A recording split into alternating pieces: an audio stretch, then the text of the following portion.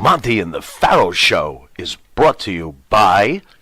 Because wine is your second favorite four-letter word. California wine, New York attitude. Good fucking wine. Yeah. The NWA heavyweight champion, and at the time you had to be able to go 60 as a babyface or a heel as a champion. And this guy had been around, and he was polite with everybody, but I wasn't intimidated. I didn't think I was good enough to even talk to him. But when that'd be like you're breaking in baseball and you're playing baseball with Babe Ruth, and you don't want to talk to Babe Ruth because you don't feel you're worthy of him. And that's the way I felt, was because I knew I was the shits, and I never thought I would stay in the business as long as I did here, of just talking shit and doing whatever. Drew Wilson knows how to keep us on live here. Hey, Rip, how you liking this 80-degree weather? It's $10 super chat. This is the greatest weather we've had here today. Opinions on Monte and the Pharaoh. Oh yeah, I watch them on the internet a lot of times. They're really good. I like them. They have some great guests on there. I like their opinions. As a matter of fact, they're over with me. I watch them as much as I can, just as much as I watch Jimmy Cornette stuff, and that's probably the main two that I like. But then again, I like James. I like to watch James's stuff, and then God, I see the guy. I've been on his show, but I can't. The dark-haired guy, this and that. But anyway, I've never heard of Monte and the Pharaoh. Yeah, they're good. You can Google. They wrestling? Yeah, it's all about wrestling stuff. Oh.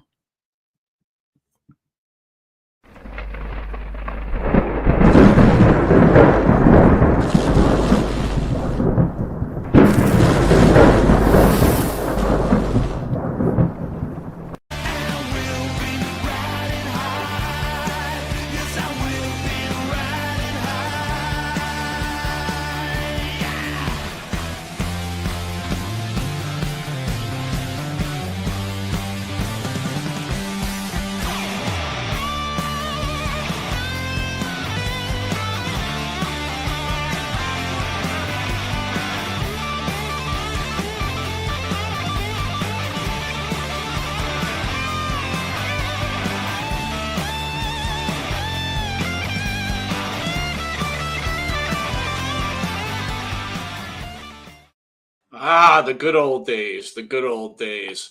Welcome back to Long Island's #1 pro wrestling broadcast, Monte the Pharaoh, seen only here out of the Monte Man Cave, because the studio is still under construction, and Jimmy out of Wahoo Saloon, where we've got our special guest, very excited.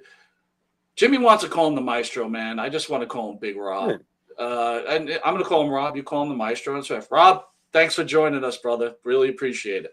Hey, thank you guys for having me. I'm a big fan of the show, so I'm glad to finally make it. We're a big fan of you too, and thank you. And by the way, I want to say something. So that guy with Roger Rogers is his co-host. I'm sorry, everybody out there. I just had my back tooth pulled, and I've got a cotton swab because I'm bleeding all over the place. Because my plethora of health problems. I'm on blood thinners, so it takes me forever to friggin' stop bleeding. But anyway, no one ever puts anybody over. What is this bullshit? I never heard of them. Shut up. You heard of us already. Give it a break. What do you think? I'm glad you said that, Mike, because I was thinking about that. And then when Rip continues on and says, you know, it's great, it's all about wrestling, he's like, Did you catch the Huh? It's not just the fact that he doesn't know us, but Maestro understands what musical tones stand for. And I'm like, I know what means. I'm like, you douchebag. Well, you know what, dude? You don't want to get anybody over, man. I mean, that's the thing. You know, Rob, I got to ask you, being that you're a pro wrestler, before we even get going here, because we're going to do some news items first before we get into your career and everything else. But, you know, it's got important stuff to talk to. But how does it feel, you being a wrestler in the business, and, you know, two old clowns like me and Jimmy get to have a popular wrestling show, and to go beyond that conversation? Do you have a problem with, like, regular fans using wrestling terminology? Well, I mean, it is what it is. I mean, it's a different day, a different age. And a part of me, the old school side of me, I kind of shake my head at times because back in the day, we kept things so tight knit. We didn't just let anybody in the business, as you well know. So, but the day is a different era, and as long as they, keep the integrity and respect with everyone involved. That's good. That's a fine answer. That's a great answer. It is a great answer. I just think to myself though, like, did you ever think there'd come a time with like regular schlubs can have a show that like makes like in wrestling, when again we're just fans, right? We just started this with shits and giggles, two guys that loved wrestling and getting to meet guys like yourself and getting to see the inside of you guys. Did you ever think it was going to come to this time, or did you see that coming, or when you started? Well, life is ever changing, so is the business. So, I mean, it's like an endless cycle. So, I mean, what may not work today may work tomorrow.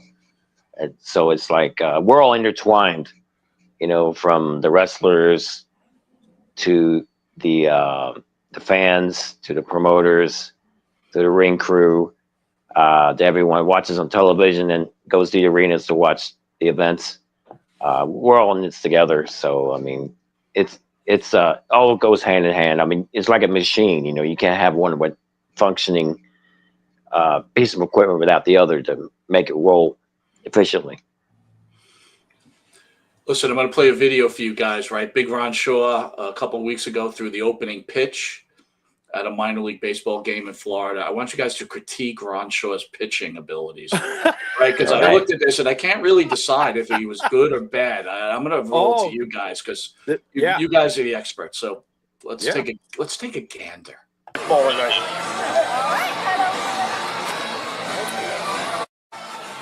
You gonna throw a strike, knuckleball, or a spitball tonight?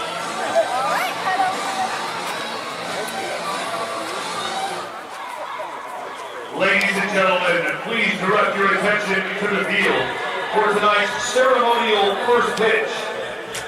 Please welcome former WWE wrestler, Big Ron Shaw! All right, Mr. Shaw, put the 1, 2, 3 on this pitch.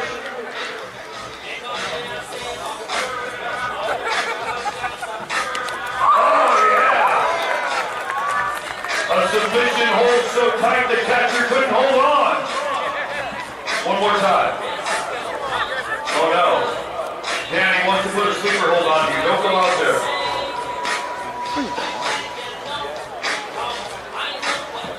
There we go.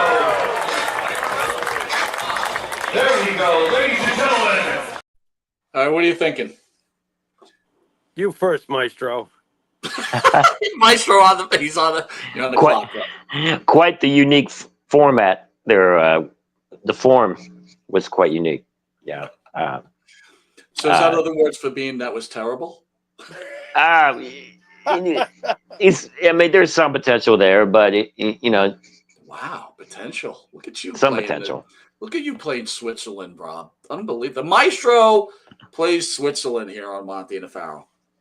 Well, I think you're gonna like my answer even less. You know what I saw? You know that I love baseball and everything. What I saw was actually what happens when Tim Wakefield stops working out. Wow. No, he actually had some pitching form. Yeah. I was like, okay, he's a soft tosser, and he did mention a knuckleball or a splitter before he went out there. So, and when I say, it's more baseball shape, really. Tim Wakefield threw a knuckleball for 15 years. Boy. And it was a vanishing nothing ball that had no effort, really. And at least he's got the form. He had a leg kick. Yeah, sure. So but between both of you, there's so much non-commitment here. I can't even deal with it. Well, I just gave him a ceiling of Tim Wakefield. I figured you'd yell at me for that. I think that's a compliment. At least the ball sold it. Yeah. Yeah. Did Tim Wakefield passed away, didn't he? Yeah. So I don't think that's really a compliment there, Jimmy. What? Just because he passed away, you are evil, Mike. Are you talking post Tim Wakefield? I don't know. What the heck? Wow. Rob's like, this show is flat out evil. You might be right, Rabbit. You might All be right. Little news item here, gents. Okay. A 32-year-old skydiver experienced a problem and dies while a routine jump. Let me read this article real quick. More A skydiving woman in England is paying tribute after a high experience parachute died during the jump over the weekend, according to reporters. On Saturday, April 27th, at around 10:30 a.m. local time, a woman in her 30s was pronounced dead at the scene where, after emergency services were called after the incident in some kind of village in England, I guess she jumped and she didn't make it. What do you think of that? Well, I mean, first, we've got me comparing Ron Shaw to post Tim Wakefield's life. And then you give me this story. And, you know, I've done a lot of things that other people probably wouldn't even attempt. I've lived on the edge. I'm sure we all have done something or other in our lives at one point or another. But there's one thing that I always felt was out of bounds, even for me. I'm not into the sensation of falling. My friends would do the bungee jumping. To me, it makes no sense whatsoever. I understand it's a thrill, like physically. Oh, wow, I did this. Okay. But that 1 in a billion chance that something goes wrong, and then we get to hear a story like this, right, guys? I mean, your take, Maestro? It's not good. I'm with you there. I mean, I hate to see things like this happen. And, you know, we all take such risk with what we do. And when you hear stories like this, it's so unfortunate. Rob, are you into doing dangerous? Obviously, you're a wrestler, and we all understand how dangerous that really is. Are you into other dangerous activities, or was wrestling probably your limit? Well, as far as heights, I wasn't much on heights other than practicing for my WCW debut with the Maestro, where I was working with stuntmen with a harness, more or less. And, you know, Sting and I were the only ones at the time doing it. And I'd asked Bret Hart for permission to go with it, because if he would have told me no out of respect for the Hart family, I wouldn't have done it. But he gave me the green light, and I went with it. But I mean, it was scary. I mean, I'm not gonna lie. I mean, because we had to practice propelling myself down from the top of the arenas with the harness, right? And they attached a harness in the back of my tights when I was playing the piano on the platform they made for me, right? So in case emergency would happen, I could propel myself up with a harness if the contraption were to give way somehow. But thank God that didn't never happen. But yeah, I'm not really much on heights, so I'm been pretty good about playing it safe for the most part. I mean, some things you just can't avoid, but I got to ask you though, considering what did happen to Owen, did they force that upon you in WCW, or was that something you just wanted to do? Or were you, I mean, you know, considering what happened to Owen, and that's really great what you spoke about with getting Bret's permission. Weren't you concerned? well, yes, actually, because I mean, it was their idea with the whole entrance and everything, and I just you know, I wasn't sure if I can go through it at first, because like I said, I'm not much on heights. And that, and, you know, the passing of Owen was weighing real heavily at the time. So, but in a way, it all worked out. And, you know, thank God above, I'm still here with you guys. Yeah, that's for sure. Yeah. Yeah. So earlier on, I was on my way to the dentist and I was talking to Jimmy. So I'm going to really ask you a stupid question, because Jimmy was really angry at me. Like, Jimmy was actually, he was getting mad, Rob. He was getting mad at this question. Lying. You're lying. That's not true. Well, you'll get mad when I ask it right now. So when we first got into the podcasting thing, we had Lanny Poffo in, and Lanny tells a story how him, you know, Macho Man gets him signed to a contract, and he's supposed to come in as like the Gorgeous George character. It never works out. Lanny stays at home, gets paid, yada, yada, yada. And I said to Jimmy, I said, I believed that your character was brought in replacement of the Lanny Poffo character, almost as a Gorgeous George character. And Jimmy said no. He got mad at me, and he said he had nothing. He wasn't a Gorgeous George type of character. So Am go I ahead. allowed to defend Yes. myself Go ahead, before defend yourself. or do you want to get the shovel now? I'm going into a big hole here. You're not putting me over. You're putting me under. No, when he presented this thought to me, I immediately thought that the Maestro itself doesn't remind me of Gorgeous George at all, and that's not a disrespectful thing. I felt that the Maestro was the Maestro. I didn't look at the Maestro and get a Gorgeous George vibe from it. I got this is the Maestro. So I didn't really see a connection. But were you brought in as to fill that void, because we wound up with Randy having a female Gorgeous George? By the way, did that annoy you? It annoyed me. But go on. Well, it's an interesting story how it all came about, in which, before I started becoming Gorgeous George the Third, right? I've been wrestling with Robbie Eagle for years, and in and out doing WCW tapings off and on between that, Smoky Mountain, USWA, etc. And I was approached by William Regal and Dusty Rhodes and said my style in the ring resembled the original Gorgeous George, and it just kept snowballing, and everyone were kind of unison telling me the same thing. So I went to my grandfather one day and I said, "Hey, Grandpa, I don't know what's going on here." And all these people are saying, or compare me to the original Gorgeous George, right? And he looks at me and he says, "You didn't know?" And I was like, "Didn't know what, Grandpa?" And he smartens me up that Gorgeous George was my granduncle, and him and they were amateur boxing buddies back in the day before he broke into wrestling.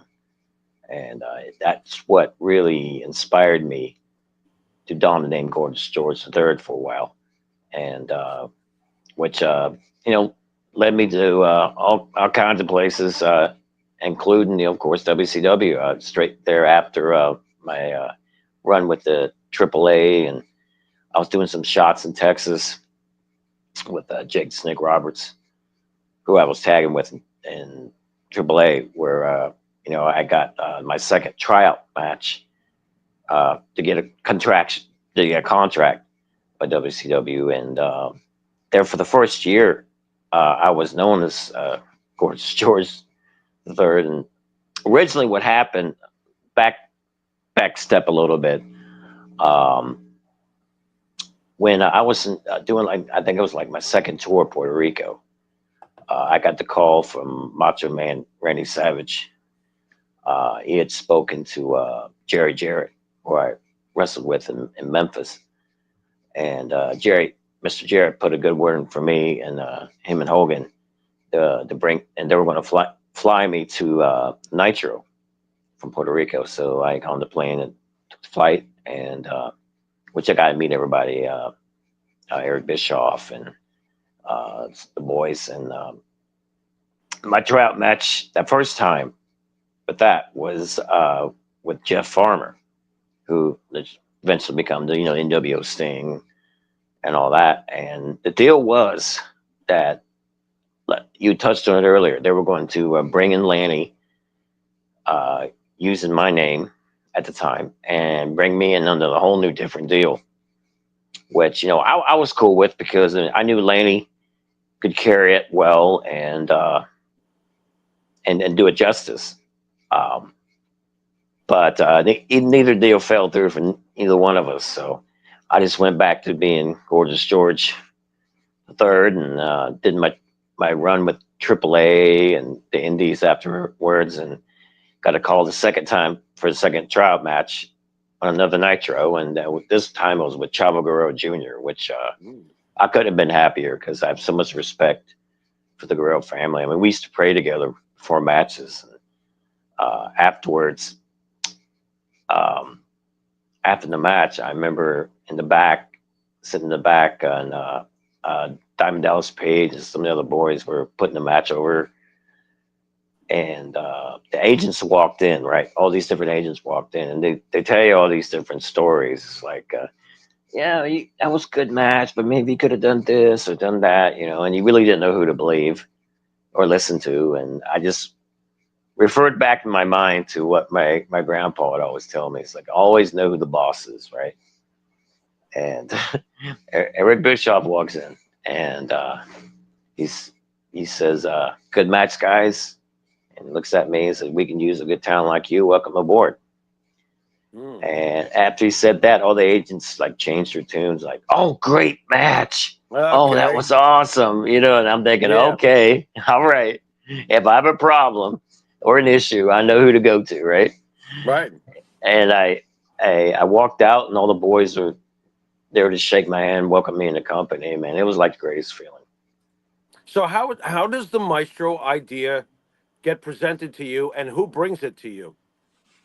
Well, fast forward about a year, I'm signed, still as Gorgeous George, and then all of a sudden, Randy wants to give the name to Stephanie Bellers, his girlfriend at the time, right? And which perplexed me. I'm sure, as you will probably would know, I'm like, why would he do this? But then again, at the same time, I didn't want to be left out in the cold because I'm still on a contract, right? So once again, referred to knowing who the boss is, I went to Mr. Bischoff, and we had a meeting, and we had threw some ideas around, and they got wind of my theatrical experience and everything. And I mean, there were some ideas I pitched that never came to fruition, which almost did, which I'll probably refer to later on. I'll tell you about, but that's how the Maestro got rolling. And you know, Dusty Rhodes was a big advocate of it, and you know, when a lot of the boys were the big advocate of it, and with and Dusty and Kevin Sullivan, I mean, were big advocates of mine throughout my career. You know, I mean, I'm so forever grateful to have people like that, you know, in my corner like that. Mike, if I can, I think, and if I'm wrong, please correct me. Very early on in your career, did you work with Wahoo McDaniel as well as Jake Roberts? Oh, yes. Oh my gosh, Wahoo, man. I mean, I was really under the learning tree of Wahoo. I learned a lot from him, and being in the ring, sharing the ring with him learning from him was amazing. I remember one match we had where I during the match I picked him up in a vertical suplex, right? Which surprised even me, right? Because I like, oh my God, did this happen? That's a serious tree stump going on there. Go on. Right. And then after match, you know, I'm unlacing my boots, right? And Wahoo just sits down beside me, looks at me, shakes his head, and said, you know, I haven't been suplexed like that since Harley Race. Ooh. And that's how we got you know, that's where we broke the ice, and nice. And got to be good friends. And I learned so much from Wahoo. And I mean, I was really blessed early in my career. Some of my first matches were guys like Wahoo McDaniel, Ivan Koloff, and being in the ring with like Paul Orndorff and Ronnie Garvin and a lot of the old school veterans at the time. And that was like a couple years in my career before I even started Smoky Mountain Wrestling.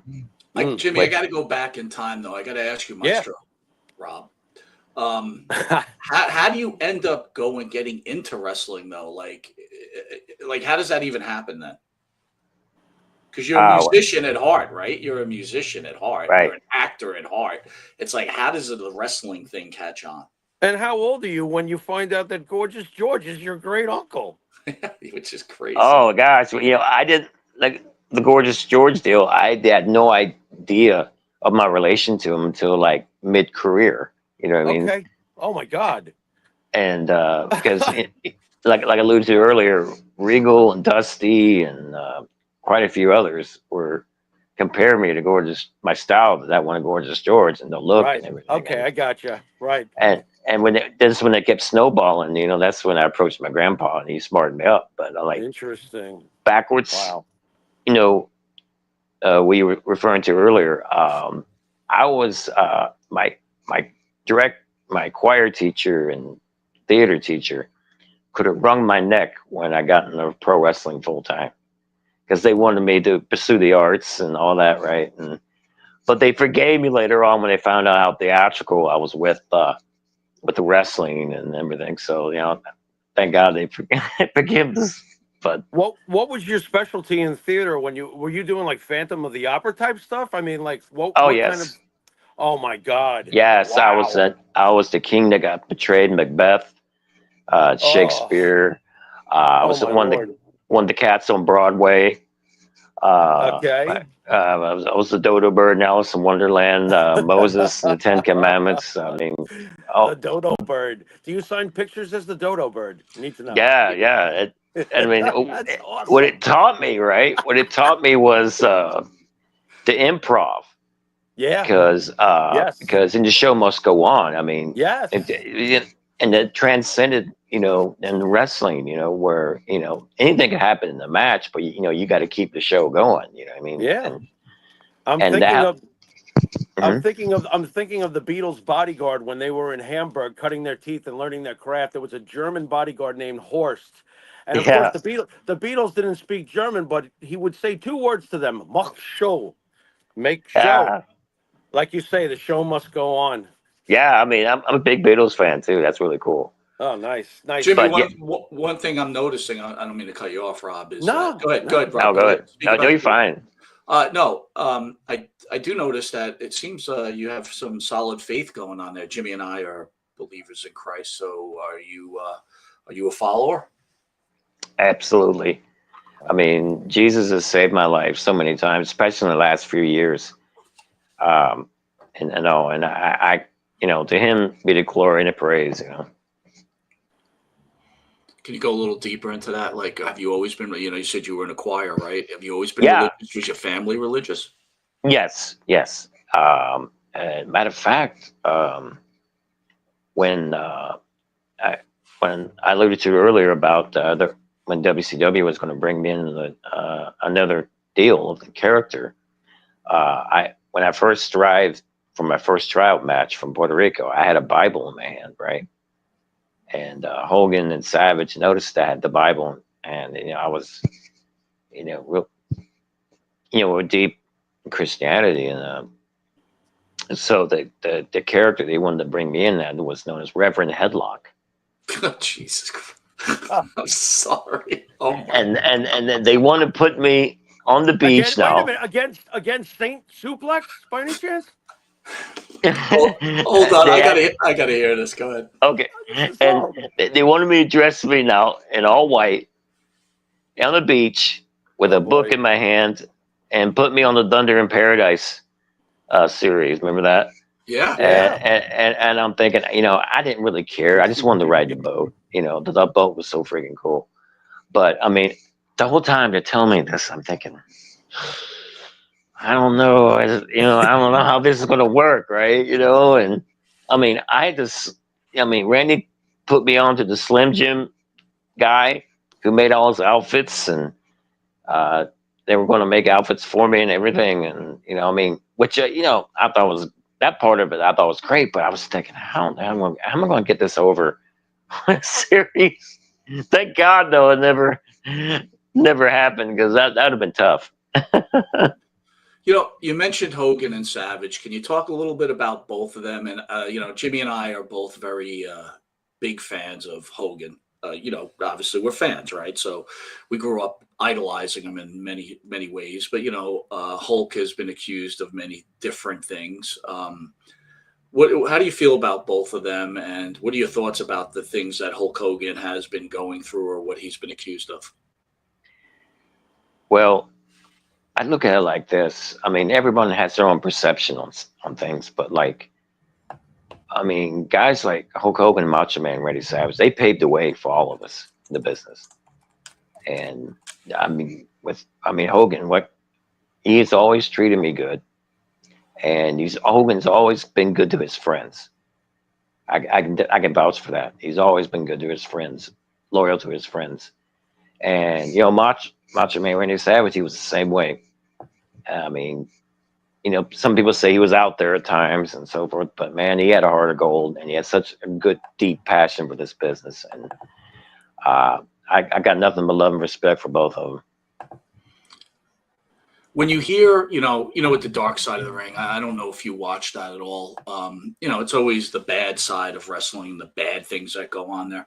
So, we had mentioned Macho Man coming to you about the Gorgeous George character for the female. How did that conversation take place? And then even to expand on it more, how do you feel about all the things that Gorgeous George has said about Macho Man Savage as a person?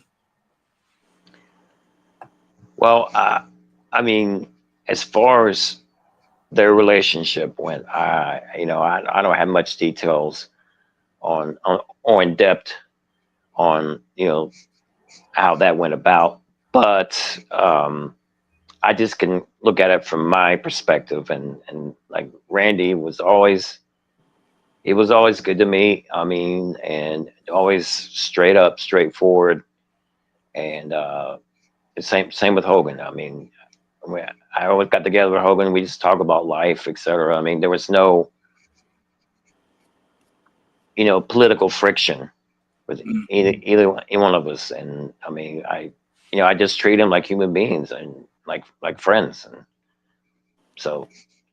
But as far as we talked about earlier, I didn't know much about Stephanie Mellors at the time. I just knew that she was brought in by Randy to be his new valet and so forth, and we didn't really have much interaction.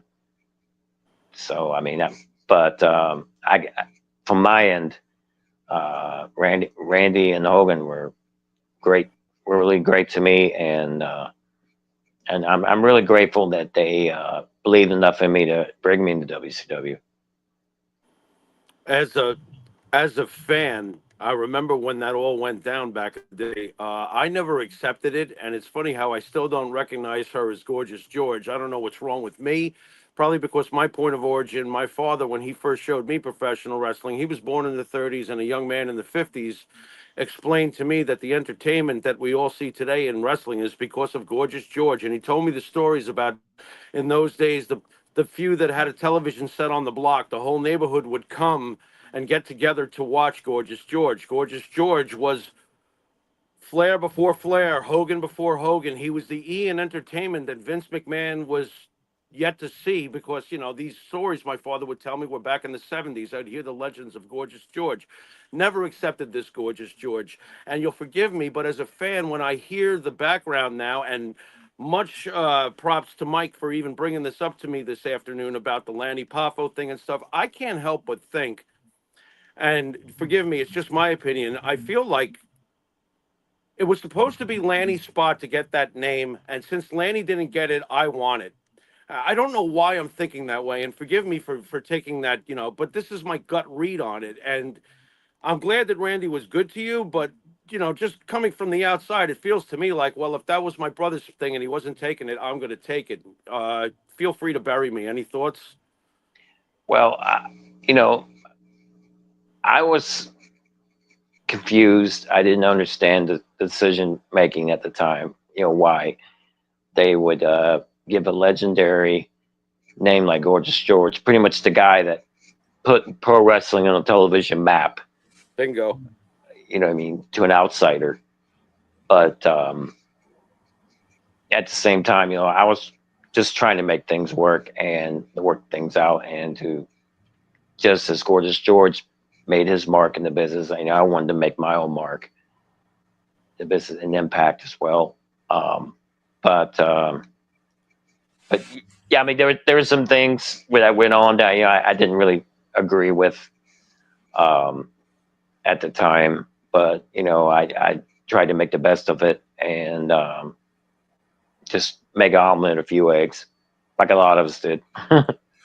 Rob, I'm assuming that you stayed away from some of the problems that we've seen a lot of wrestlers go through, whether it be drugs or whatever. How were you able to stay away from that? I'm assuming, right? Well, wrestling is a lot like being in a big dysfunctional family, right? There's some people that you would want to just hang out with, and some people you don't know if you want to invite to a family get together. But and when push comes to shove, we all have each other's back for the most part. And I've never been one to judge or be critical of anybody in the business because we're all doing the same thing. We're putting our bodies on the line each and every night and traveling and putting wear and tear on not only vehicles but our well-being. But like, I've been around a lot of stuff, and I mean, thank God I never got involved with quite a few of it. But at the same time, the boys and girls that had issues and stuff, they didn't never force it on me. I was never forced. I mean, the the office forced more things on me, or tried to force more things on me than the boys and girls ever did. And I remember one time I'm sitting there, and one of the agents, people in the office, kind of alludes to the fact that they wanted me to bulk up, and they look at guys like Buff Bagwell or somebody like that, all ripped up muscles and everything. And at the time, I was like a lean, mean, 200 something pound dude, and I was ripped, and it was a cardio machine, and I pulled my tights down. I said, "Look at me. Do I really need? Do I think I really need to get on that stuff? No, I don't think so." But yeah, but it's I've been very fortunate to stay away from a lot of things that get us caught up in, more or less. And but I still, it's like family though. Even though you have people that have issues in family, you still love them and you still look out for them. And that's always been my mentality going in. I mean, even though there's some that don't respect the industry as much as they should, the same token, we're all in it together. We're all family. As my estimation, we're all family doing what we do. It's clear you have a ton of respect for the industry you were in. So let's talk about two people that you mentioned, Kevin Sullivan and Dusty Rhodes. What did they mean to you? And then, again, you watch these people get older, you watch them pass away. How do you cope and deal with that? Oh wow, it's tough. I mean, it really hits me to the core anytime we lose anybody in our wrestling family. And like mentioned Kevin Sullivan earlier. I mean, he was like a walking encyclopedia. I mean, he was such a genius and smart in the business. And you had Dusty Rhodes, was creatively, he was, I mean, on a whole new level, and helped those guys, helped out a lot of us in the business. They have. And you mentioned Jake Snake Roberts earlier. He's still one of my good friends in the business. I mean, he's like a friend, mentor, you name it. I learned so much from Jake, teaming with him and getting to know him over the years and having matches with him. And first time I met Jake Roberts, I was doing the whole Gorgeous George third deal at the time. And back then, I was pretty much living the gimmick. I was having people do things for me, delegating authority, like, carry my bags and get me food and all that, and dressed all nice. And I mean, when I first met Jake, Jake was watching me do all this. It was like, God, what a jerk, right? Then he steps back and thinks to himself, and he's telling me this, right? He says, "Wow, this guy's working me," and that's how he broke the ice, and that's how we got to be good friends. And I got to ask you this one. It's a little bit out of the box, but it's double edged. Lex Luger recently was put in the WWE Hall of Fame, and you spoke about how it's a tight knit family, and some should have more respect for the business than others. And of course, Lex is known for not exactly being someone who respected the business, from what we've all what's been reported over the years and stuff. And then later on, of course, he goes to Christianity and he's converted and he's, turned over a new page in his life. Spiritually and professionally, what is your opinion on a Lex Luger or even a Shawn Michaels when they weren't exactly so nice when they were working back in the day and they found Christ, and that's awesome in itself. But your opinion, spiritually and professionally on Luger getting in the Hall of Fame and of course his, being reborn. Well, Lex has done a total 360.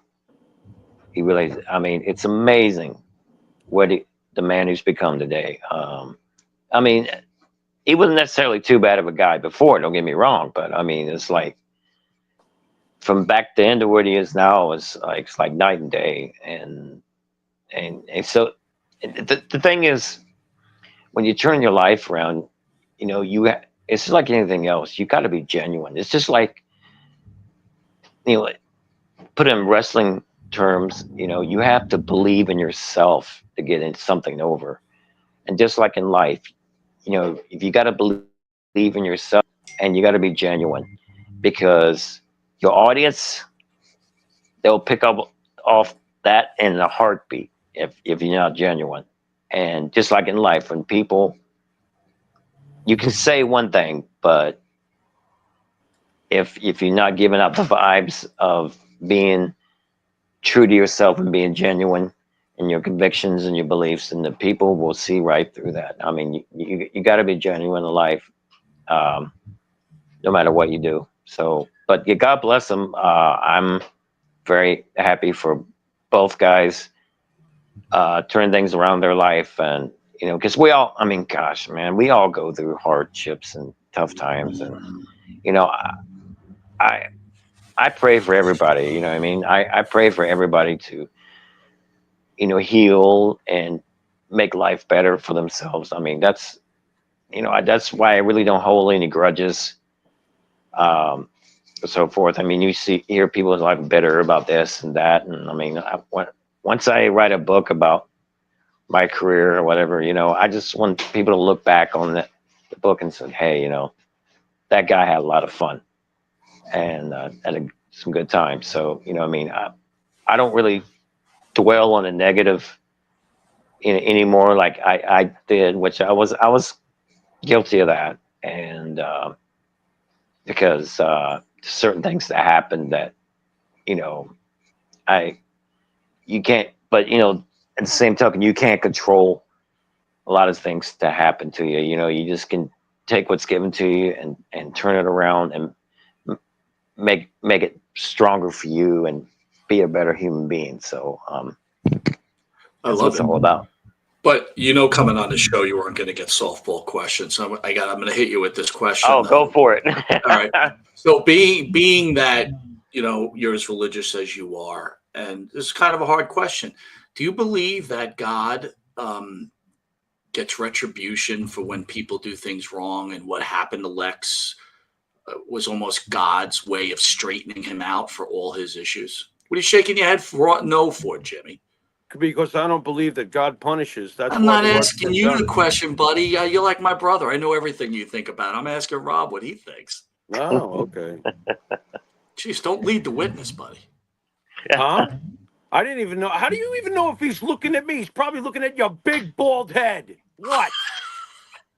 Starting with Go ahead. me. I'm sorry, Don't you Rob. start with me. Don't Go pay ahead. attention to this guy. Oh. God, God wants the best for all of us, and God knows us better than we know ourselves. So, God, God wants us. He's in our corner. I mean, He wants us to turn things around. I mean, family will leave you, friends will leave you, associates will come and go, but God will always be there for you, man, and to the end. And He wants you to So that's succeed. Satan. That's Satan then, right? Leading the witness, Mike. That's Satan. The bad stuff.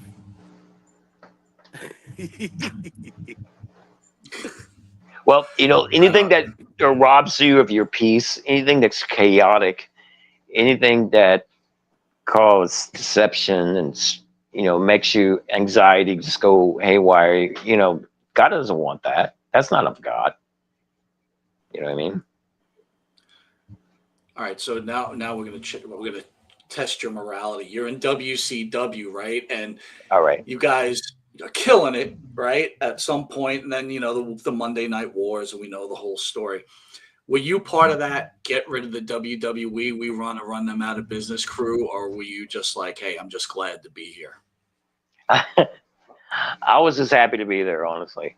And yeah, I was just to be part of history, more or less. And at the time, WCW had the best of the best from all over the world. Mexico, Japan, Europe.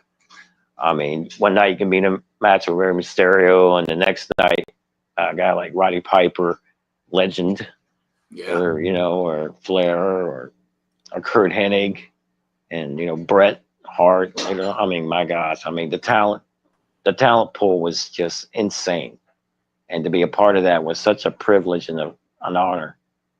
And I mean, I like WWE too. We used to watch each other's shows in the back.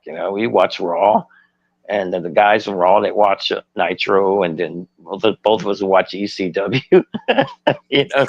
There you go. Was there too many cooks at the end there? I mean, it was obviously chaotic. You had Bischoff, then you had Bischoff and Russo. Nobody likes each other. It's pretty between them. I mean, it seems to be pretty obvious. You just named this awesome roster. How did this get so out of control? Ah, man. Too many Chiefs, not enough Indians with the office, man. I mean, the talent was there, and we tried to make the most of what was given to us. I mean, there were times where we were standing in the aisle, and the board would go up and down like for the show like 5 or 6 times before we even got out there, and we were like twiddling our thumbs, like, okay, what are we doing? You know what I mean? But it was crazy. That's pretty interesting, Mike. They had a board, so that means there was a board guy, right, Mike? Some guy would come and remove the board. Okay, here's Plan B. Erase the board and then change it, and then everything. Unbelievable. Were there guys that you worked with, Bob, that took themselves way too serious? Ooh. Well, there was a few, but you know what? I had no issues with the boys and girls. I had no issues with them. My deal was more or less with the office at times, because I mean, the talent always treated me good. They really did. I didn't really have. I mean, I know there was some friction with certain talents at the time, and it was kind of cliquish and all that. But I was kind of like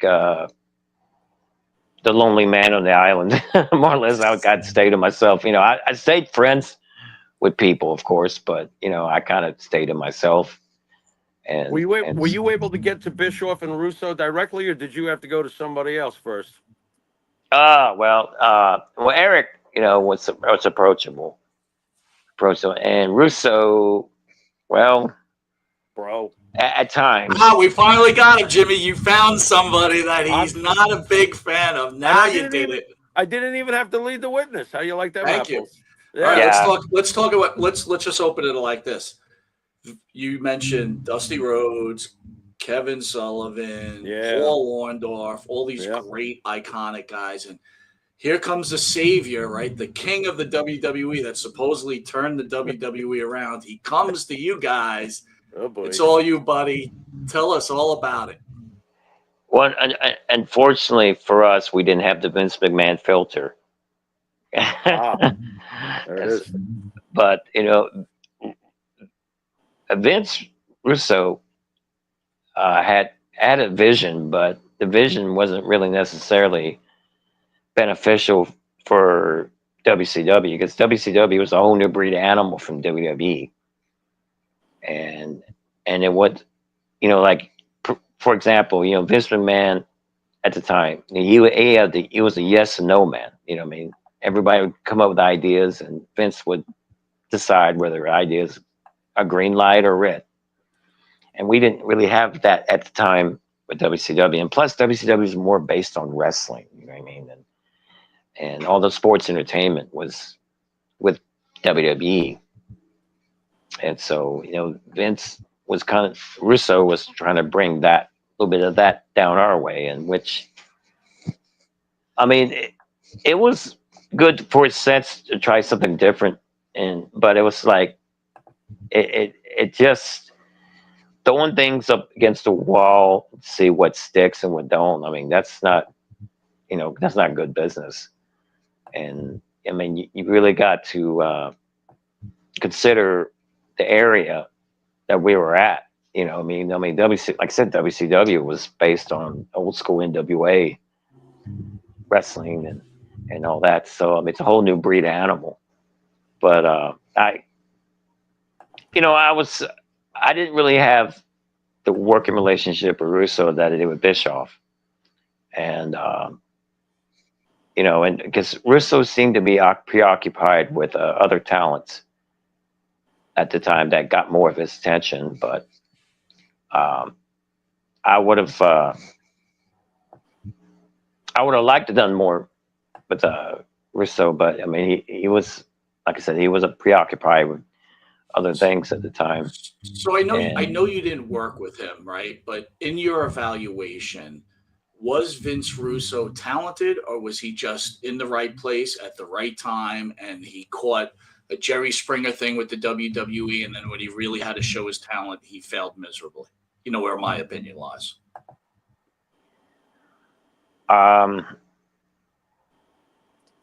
Now he was creative, right? But I don't think his creativity really helped as far as the WCW brand goes, because it was WCW is so different than the WWE at the time, and I don't know. I mean, you got guys like Eric Ferrara making fun of Jim Ross's condition. That didn't really settle too well with me at all. And yeah, and then he pins Medusa for the strap. Yeah, I remember that. Yep. Yeah, I had a problem with that. Yeah, horrendous. Do you think that it was the fact that, at least in Vince McMahon's case, he knows how to create storylines and characters where Crash TV is just instant gratification without character growth or storytelling? And it felt to me like that's where Vince Russo failed. You mentioned earlier the Vince McMahon filter. So point blank, without Vince McMahon, does any of this happen for Vince Russo at all? I know that he takes credit for a lot of things that he did with WWE and all that, which it was good for them at the time. But with WCW, like I said, we didn't have a Vince McMahon filter, and Vince was the guy to make or break something in the company. But Russo, that wasn't him. I mean, he was creative guy, but he wasn't the guy to make things happen. And we never really had a guy, a leader like Vince, to kind of round the troops, if you will. I mean, Eric was as close as we got. Right. Eric Bischoff's close as we got, and along with Ted Turner, who was backing us huge at the time. But when Turner sold to AOL, that was like beginning of the downfall for the company. I mean, they were bleeding financially big time, and I remember seeing Rick looking at house show figures, and Rick was going, my God, what are they doing? And I knew that wasn't a good sign. And speaking of Rick, we used to have conversations about Gorgeous George too. So it was, but yeah, it was just that was pretty much the issue. You seem to be very liked by all the wrestlers, huh? You just seem like you guys all got along very well together. You weren't a guy that got on their bad side at all. No, not at all. I mean, you hear some wrestlers over the years, like say, well, I don't want this guy to get over because he'll steal my spot or this. And I never thought of that mentality. I mean, I've always been in this perception of, there's plenty of room for people to be successful in the business, and we should keep this cycle going. I mean, that's what makes wrestling what it is. I mean, variety is the spice of life, so it should be wrestling. So, I mean, we all should be different in our own way and get over the best we can.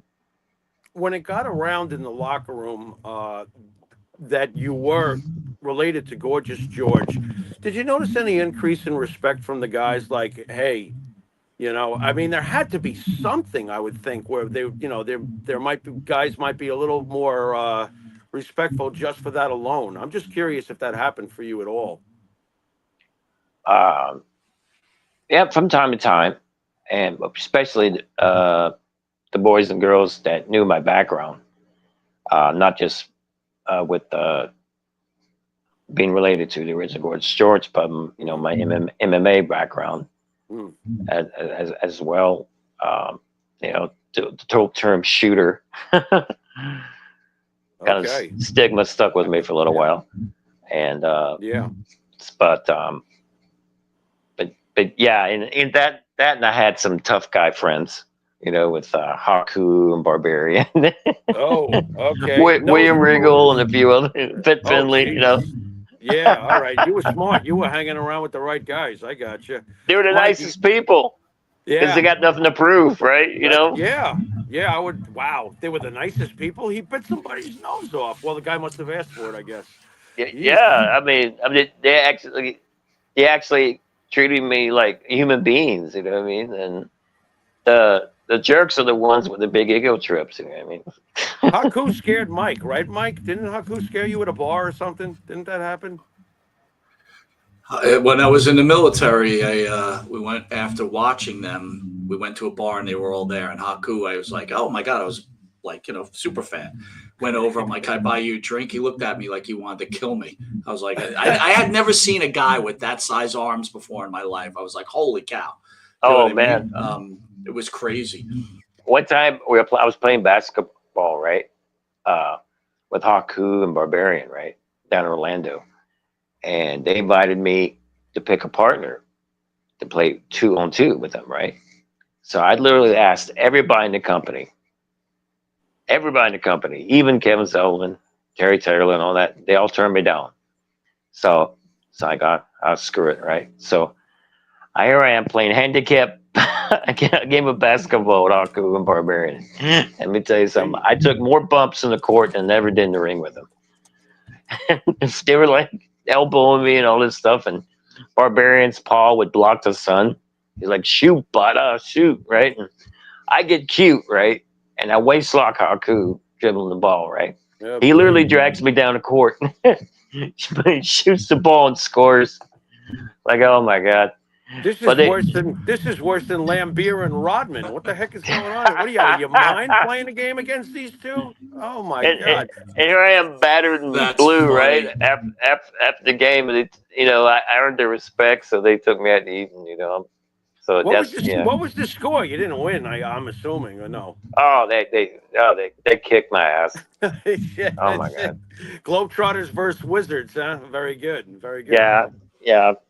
Oh my God! I felt like I was in a car wreck afterwards. Wow, Mike, I gotta ask him this question while I got him. I've actually, getting back to the faith, I've actually taken some heat, and you're a musician. I've taken some heat in the past for loving the film portrayal Ted Neely does in Jesus Christ Superstar, the musical. What is your opinion on Jesus Christ Superstar? Am I out of bounds to like that? I actually love it. Well, you have to see it for what it is. I mean, it's right.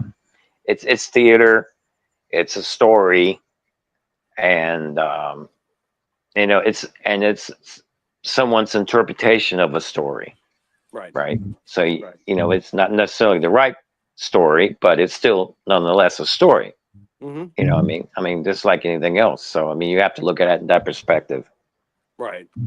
What did you think of? I'm good. Well, Jimmy, I got to ask you this, Jimmy, because I'm glad you brought up that question. I want to ask Rob, since he's speaking about actors or great whatever. Mm-hmm. Where does Hogan rank as one of the greatest actors of all time? You mentioned Thunder in Paradise. Where does he rank there, Rob? Brother. Well, his presence he has a good presence about him. I mean, honestly, Oh, my inspirations in getting into acting, like I've been, were from guys like Pepper Martin, Terry Funk, which I call him Uncle Terry because I told him long time ago I was going to adopt him as an uncle, and I call him Uncle Terry ever since, right? And Roddy Piper were three of my favorites. yeah. I mean, those That's guys. not, that's really that's not a bad crew. I got to ask you, Rob, in WCW, what was a yearly paycheck there? Oh my gosh.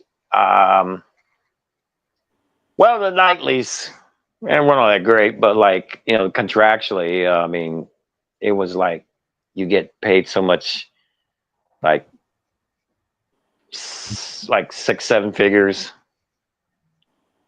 depending, right? Like, Is that all? A couple of Walmart coupons thrown in Wait, with that? Jimmy, the by any chance? Maestro is bringing home 7 figures, dude. Wow. Think about this. This is crazy money. It's- Crazy money. It's incredible to me. That's amazing.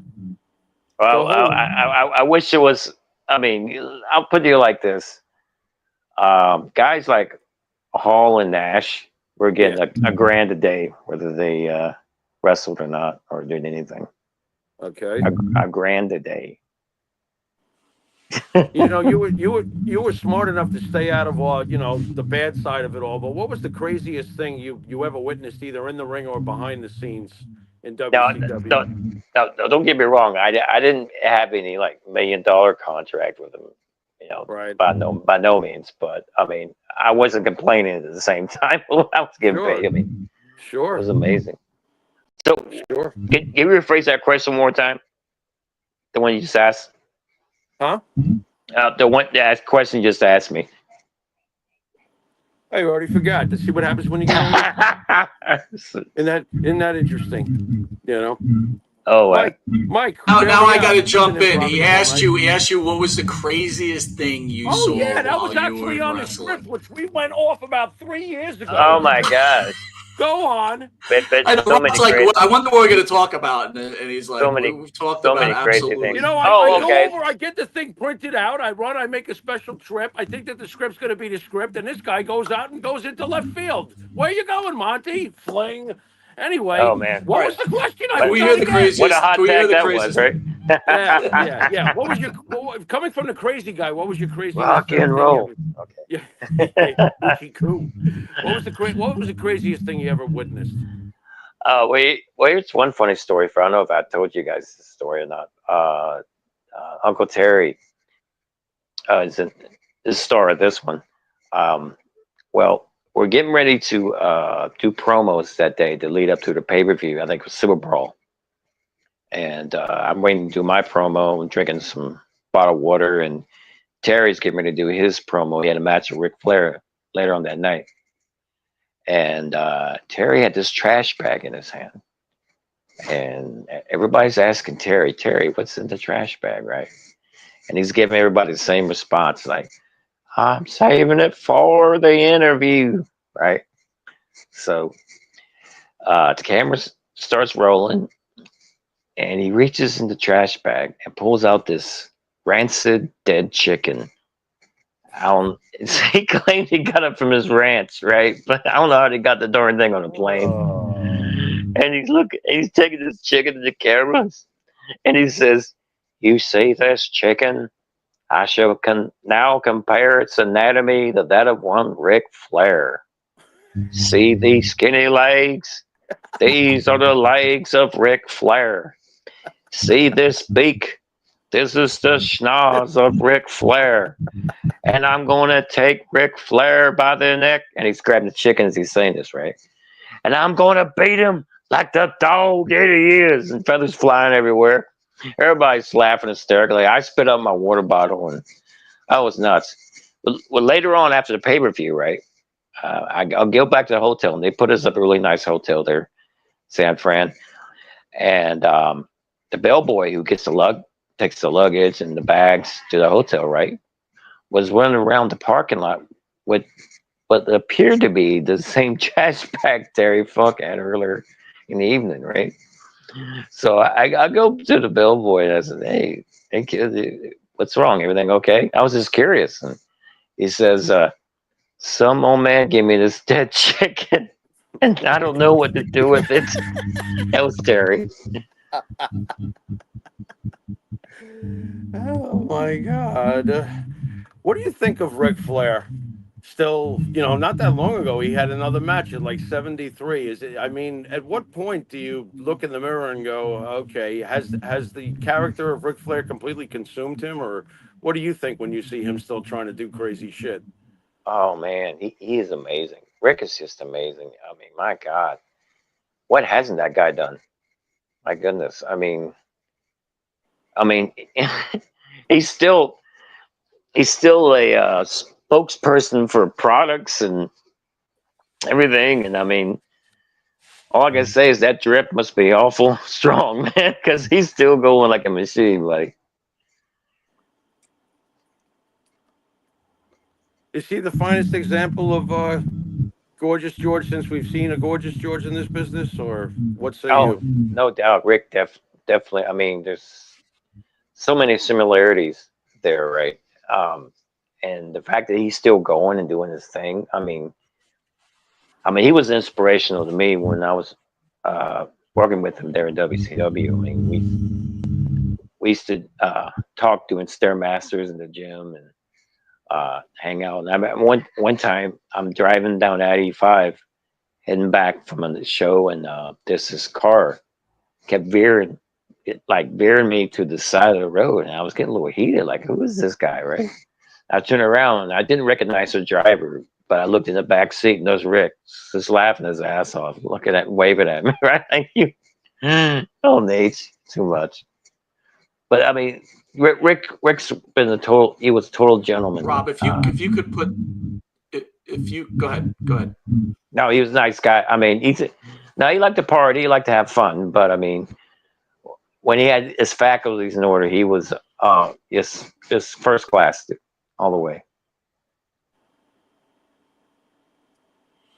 Go ahead, Mike. So, you clearly had an amazing career and you ended up being a fantastic professional wrestler. But if you could turn back time, would you have rather been an actor, a musician, or are you happy being this famous wrestler?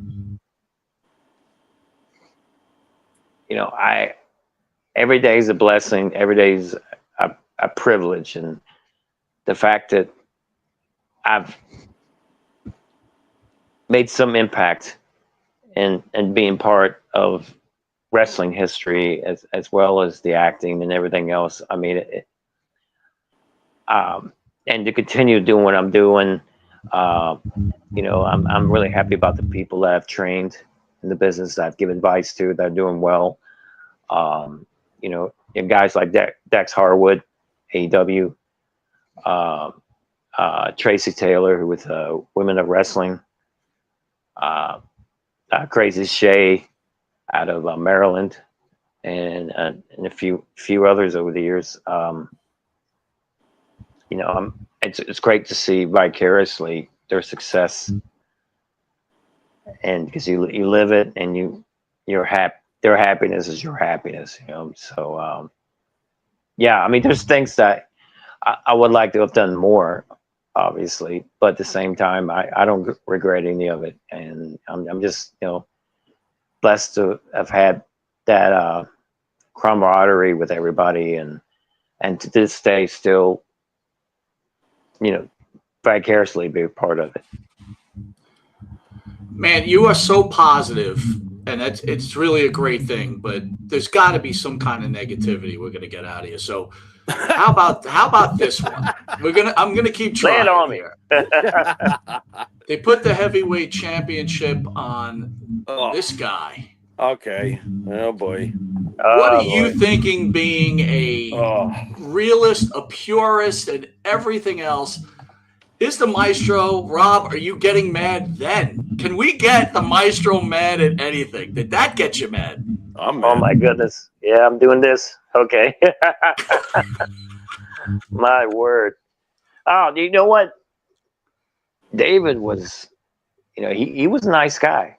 He was a really cool guy. I mean, and he he treated everybody well.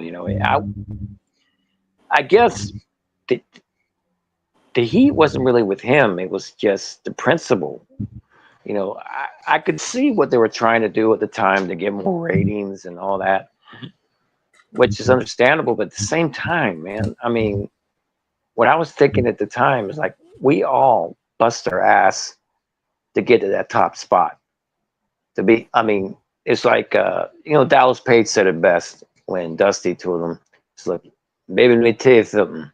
If you're in this business to be a world heavyweight champion, baby, you might as well pack your bags and get out of here. That's good Dusty Rhodes right there. Yeah, I got a funny Dusty Rhodes story to tell you a little bit, but yeah, I mean, I was thinking at the time, it's like, my God, we bust our butts, to have that top spot. I mean, that's the goal of anybody in any business or profession, to reach the pinnacle of your profession, right? And when someone just out of left field just snags hot shots, something like that, and it just takes away from the integrity, of what we do. So, that's what I was thinking at the time. And, I could see, like I said, I could see where they were using it as publicity, but at the same token, you got to respect your industry. You know what I mean? Was there division, or the picture I'm trying to get at? Is it accurate to say that the main eventers were basically untouchable with the Bischoffs and the Russevs, Rusev, listen to me, Machka, the Bischoffs and the Russos of the world, were the undercard guys like the middle card and the lower card guys, like, it didn't matter what they thought? I would think that putting the belt on David Arquette would cause instant freaking division. Or were the main eventers just untouchable and that's the way it was? Is that the way it was? Were there too many cooks and the inmates running the asylum at that point, or what? Arquette should never be holding the belt. Oh, it was crazy. Oh my goodness, that was crazy. I mean, office wise, it was crazy. As us as talent, we were just trying to make something work. But we were thinking ourselves, as confused as we were as talent about what was happening. We can only imagine what the audience was thinking, right? Yeah. And the viewers. So, it wasn't good. I can tell you that. Yeah, I mean, it was nuts. I mean, and was it too little too late when they eventually put the strap on a guy like Big Papa Pump, who they probably should have done it a year earlier? I mean, it seemed like at the end they were trying to catch something that they should have probably caught earlier. Any thoughts on what happened at the end there? Oh gosh, I mean, there were so many missed opportunities. Guys like Scott Steiner and Booker T should have been world champions way before that.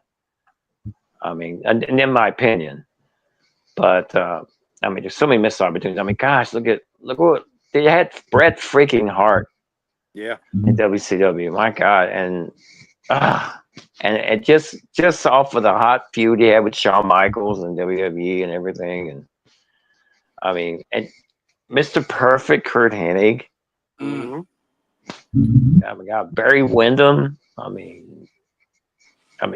mean, gosh, there's so many guys that they could have done great things with. Do you think that Hogan, obviously him and Bischoff were super tight, and Hogan's got a lot of pull in the back. Do you think Hogan discouraged Bischoff from using Bret Hart to his maximum potential? Because how do you blow Bret Hart coming fresh in off the Survivor Series and the screw job and do what they did with Bret Hart? Do you think Hogan might have just always held a grudge with him? It seems kind of like they don't like each other to this day. Although it's usually Hart saying more negative things about Hogan than vice versa. But any thoughts on that? They creatively, they could have really done major money with Hogan and Bret. I mean, that should have been, honestly, after the deal with Hogan and Sting, Bret and Hogan should have been the next big thing. I mean, that they really should have built that up, because that would have been huge, especially for pay-per-view like Starrcade or something. You know, I mean, this is. Can you imagine the year after? I believe after Sting and Hogan, having Hogan and Brett being the main event for the title. Instead, we got a cattle prod to Goldberg. Oh my gosh, that's what we got. So Rob, I want to ask you, did you guys hear any rumors when you were going through the Monday Night Wars? Did you hear any rumors about guys that were going to jump ship from the WWE to come to you guys that never came to fruition, like a Shawn Michaels, like the Undertaker? Was there any kind of rumors going on back then at all? There were rumors at the time, yeah. Especially when the NWO was like red hot, and you know, there were whispers about more defections and crossovers and all that sort of thing, which you know, they never transpired. But I mean, there's a lot of talk at the time because I mean, the emergence of the NWO, it brought a lot of excitement to the industry. Do you think if an Undertaker would have jumped ship, that could have finished the WWE off for good? Well, it definitely wouldn't have helped. That's for sure. I mean, him or Michaels, and that's why WWE really went out of their way to keep Shawn Michaels and Undertaker, because I mean they were like the core of that company, and taking those guys out of the equation would have really been difficult. I mean, but Vince is so smart. He would find a way. Somehow, some way, he would find a way. I mean, that's how shrewd Vince McMahon is. Was there any chance when WCW closed that you had the opportunity to go to the WWE as the Maestro? Well, you know, it's funny because like after my contract expired with WCW, I was going to try and make a bid for ECW, right? And I'll be doggone when WCW folded, right? ECW went under too, right? Like, oh, geez, like a domino effect. And you know, I've had friends in WWE and some I still keep in touch with and all that. For some reason, it's weird because, you know, I felt like I had a good relationship with them, but just nothing ever transpired about going full time with them. So it just is one of those things. Were you comfortable with the Maestro gimmick? I gotta ask you. I mean, after all, you have your past where you've been in the ring with so many greats, and you obviously love and respect the business. And was the Maestro your idea as the ideas were being bounced around? Were you comfortable with it when it was finally like, okay, you're going to be the Maestro? How were you about doing the character? Well, my envisionment of the Maestro didn't really transpire until later on in my WCW run, where I envisioned the Maestro to be more of a Family Operas type persona. Yeah. Where something would snap and make Maestro go crazy, and which went down my feuds with like Buff Bagwell and the Cat Ernest Miller, where every time I'd hear bad music, I'd just flip out on somebody, right? Go crazy. But that was my original envisionment, the Maestro. And ironically enough, there were talks of putting myself with Daphne and Crowbar together as a clique, which I was very excited about because, you know, they were my buddies on the road, and you know, I really thought that could have worked, but you know, one of many stories that fell through the cracks. Like I mentioned, there was one a deal they're going to have me feud with Ric Flair at one time, which I was very excited about. Which it would have explained the Maestro character, where turned out I was a love child of Ric Flair that was abandoned in a quote unquote theater, hence the name Maestro, right? And I'm seeking revenge for my dad leaving me years ago, that type of thing. I mean, I pitched the idea, and it was someone pretty excited about it, but I guess with the change in management, I mean, and the bookers and all that, it just got lost in the shuffle. But you know, that would have been something. I would have liked it if you would have challenged him for his theme, because you're related to the original composer and he owes you money. Oh man, wouldn't that be something? Yeah. I would have a lot of ammunition to work with. Yeah. Yeah. Jimmy Hart helped me with the sheet music. You He worked for me in the wow. sheet music, and which was actually a piano version of the old Mr. Wonderful Paul Orndorff theme. Ah. Well, Jimmy's a genius. We all know that from what he's given to the wrestling world. Oh, he's amazing. Yeah. Rob, We're both Memphis boys too, so Rob, you mentioned Daphne. How shocking was that when that whole thing went down to you, and how upsetting was that? Oh, that broke my heart.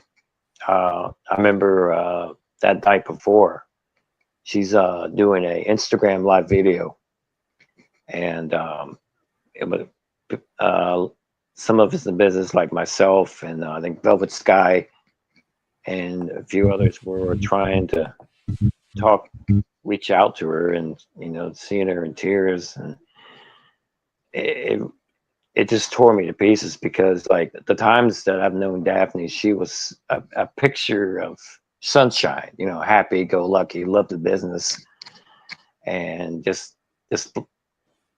happy to be a part of it. And to see her in that way that night before she passed, it just, if there was something I could have done to save her, I would have done it in a heartbeat. But it's just one of those things, and I really hope that she found the peace she was looking for, because I mean, she was a heck of a lady. Maestro, what is it about this business that you clearly love? What is it about this business that so many of your family, your co-workers over the years seem to have an early demise in one horrible form or another? What is it about this business? Can you explain it to the fans? Because some of the crap I read on the internet, the responses to some of the ways these poor folks passed away and stuff. I mean, what is it about this business that causes so many people to leave way too soon? Well, a lot of us that's been around for a lot of years and have bled and sweat and entertained the people, and gave of our lives and sacrificed as much as we had. All we want is to be acknowledged, and to have credibility, and to be appreciated. And when the careers wind down, and when you don't hear any more cheering fans or booing fans, or get that live rush of reaction anymore. I mean, it's just like coming off of an addiction, if you will, and it's really tough to adjust to life after, more or less. Was it hard for you? Yes, yeah, it was, to an extent, but I mean, at the same token, you got to. Can you go a little deeper into that, Rob? Yeah. When I was starting to wind down, and kind of not more or less, going back to the indies, or doing things that,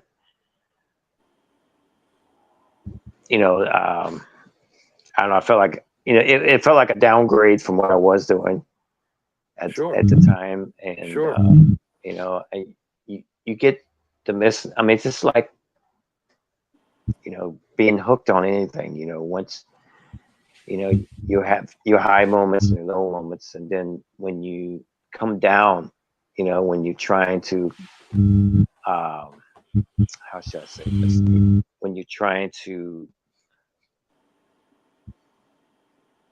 detox. Yes, detox. When you detox. I get it. Yeah, it's tough. It really is. It's like someone going into rehab. Sure. More or less, I mean, you really have to adjust the best you can, and just you have your good days and your bad days, but that's where you have to reach deep down in yourself, and instead of all these people cheering or booing you and believing in you, you have to reach deep down and believe in yourself, and be your own best fan, be your own support system, and because people will come and go in your life and everything else, and um, some people that you think would love you forever will leave you, and some people you think you love you will let you down. And so, I mean, you have to reach deep down and find the sunshine within yourself, and believe that you are special to this world, and you belong. Well, I would hope that your faith obviously played a hand in the process of getting back to quote unquote normal post career. How difficult was it for you at the initial moment after WCW? I mean, did you realize that it was over? And could you see, like, the path ahead, as far as if there's no Vince at that point, like you mentioned, Vince has bought WCW, he's bought ECW now. Is that where that moment arrives, where you're like, this might be the beginning of the roller coaster? Because, like, what's that song? What goes up must come down. It sounds to me like you're describing that. I mean, was that the moment where you said, "Uh-oh, now what?" Yeah. I knew I had to pursue other avenues in life, and I really, as far as wrestling, I wasn't sure how involved I would be in the future, more or less, when all that went down, because it seemed like there was only one game in town during that time, and Right. even then they were trying to survive, more or less. So yeah, it was a tough time, but Did you go back to theater? I mean, what did you do at that point? yeah, well, that's when I started pursuing the acting, and in different films and series, and all that. I was One Tree Hill, series of One Tree Hill, Yeah. Sleepy Hollow on Fox. I was on this couple horror films, 12/24, one out of Australia called Dead or Country. It's a zombie film, and which I pretty much played myself. But yeah, that was a crazy one. But Sarah Karloff was in that one, Boris Karloff's daughter. Nice. So that was nice. And then later on, I was in Good Behavior on TNT, Secrets and Lies on ABC, and a few others, and which I'm trying to get back in the acting game now, which I was going at pretty hard until like a few years ago, when my health went south and everything, and but yeah, I've got a thing on Prime series called Stro Sinister Cinema. That's on Prime. It's kind of like a take from Elvira and Tales from the Crypt. Oh, really? Nice. A lot of dark humor to it, right? And then I got a couple movies on streaming now. One's called Son of Clowns, and I'm in, where I'm a member of a circus family, and that one, and that's streaming. Is that on the Intuitive Network? It's on a few. I mean, God, when I looked it up, man, it's all these streaming services, man. It better not be. You're not getting a single cent. Anyway, I did it's an inside joke. Poor Maestro. Good Lord. I did a film with Goldberg that's out now a few years back called Checkpoint, which is an action military film. Which is, Goldberg's in it. Kenny Johnson, who's now in the SWAT TV series on CBS, and Fred Williamson's in it, and also what other film I was thinking of?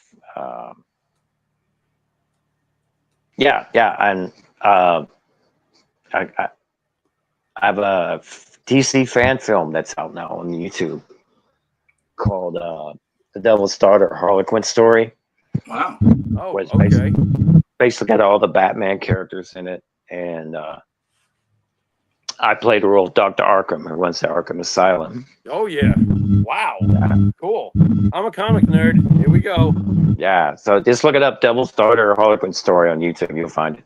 Definitely going to check it out. All right, let's hear that Dusty Rhodes story. I'm ready to hear this one. Let's hear it. Okay, here we go. So I'm at an event, right? You know, and a lot of names at the event. You know, Piper and Orton Jr. and Steiner and Dusty and a few. I think Al Snow was there one time.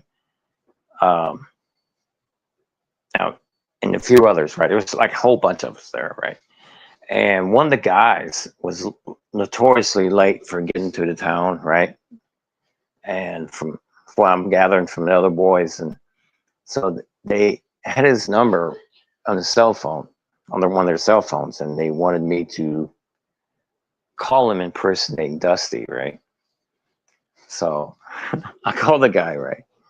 And he picks up the phone, and I say, "Baby, where the hell you been, baby? We got soda doing that, daddy. We get your butt here. What's wrong with you?" And the guy was like, "I'm going as fast as I can, Dusty. I'm flying down the road. My flight was late." And you know, he's just every excuse you can think of. My dog ate my homework, etc. And then I reply back, "Get your ass up here right now." Click. So so the guy shows up in the building. He sprints by all of us, right? And we're cringing. We're trying to keep from laughing. And he blows by everybody and goes down on his knees and grabs Dusty's leg. "I'm sorry for being late, Dusty. Please forgive me," right? And Dusty's looking down at him, and he says, "What's wrong with you? You acting cuckoo, baby." And he found out. Then the light bulb comes on, finds out he got ribbed, and he literally stayed in the bathroom all night. He was so embarrassed. But we're all laughing. Oh my god. Oh my god. Yeah. And the look on Piper's face, and oh my god. How can you do a lot of impersonations of guys besides Dusty? Can you do anybody else? Yeah, a few of them. Let's hear it. All right. Well, here's the funny story, Macho Man story, right? He's getting ready to go out. He's in Gorilla. He's getting ready to go out. He just won the world title, right? And he's getting ready to go out with me and Gene and do an in-ring interview. And I approach him before he goes to the curtain and says, "Randy, I can't let you go out there like this, man." I said, "Why not?" You know, and I'm like, "Randy, please, you can't do this."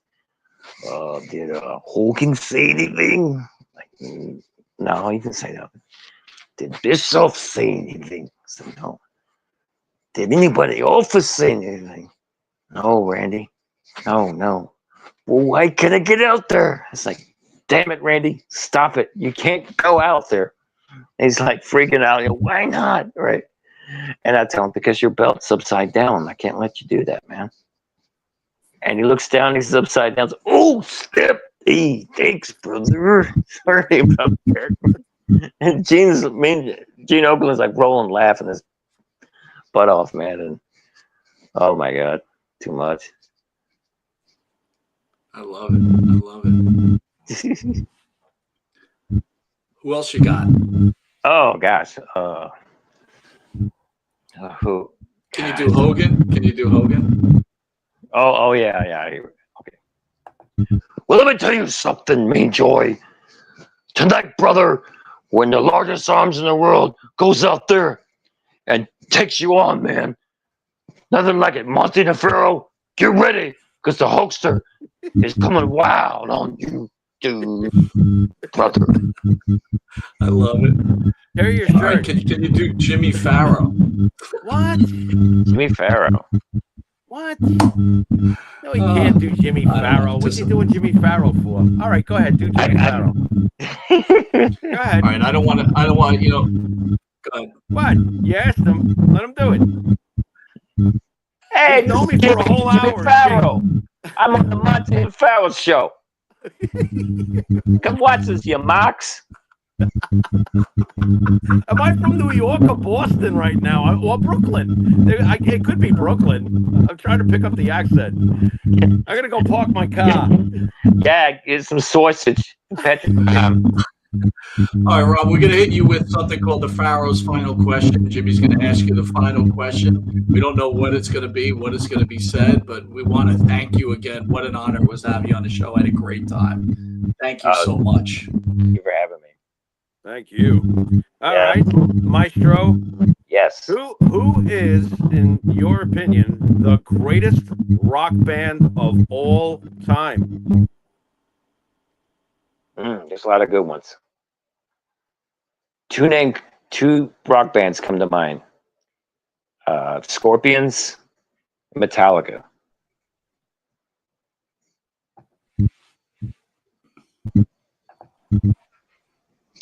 That's I didn't expect that answer, Jimmy? Mike. Scorpions, Metallica. Interesting. That Scorpions is listen, I love the Scorpions, but that's a big one.